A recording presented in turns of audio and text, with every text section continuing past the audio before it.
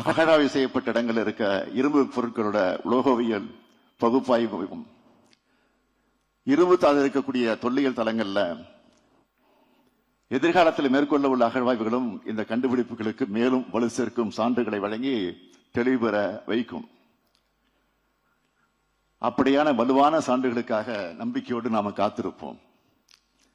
இருந்தாலும் அண்மை கால அகழ்வாய்வு முடிவுகள் வாயிலா தமிழ்நாட்டில் மட்டுமல்ல, இந்திய அளவில் மட்டுமல்ல, உலக அளவில் இரும்பு தாதுவில் இருந்து இரும்ப பிரிச்சு எடுக்கிற தொழில்நுட்பம் தமிழ் நிலப்பரப்பில் அறிமுகப்படுத்தப்பட்டிருக்கின்ற என்பதை நான் பெருமிதத்தோடு கூறுவோம்.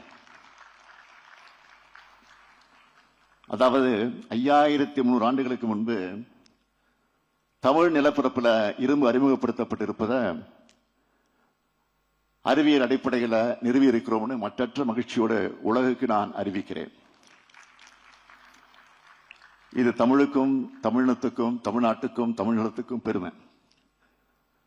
உலக மானுட இனத்துக்கு தமிழ்நிலம் வழங்குகிற மாபெரும் கொடையின இதை நாம் கம்பீரமாக சொல்லலாம்.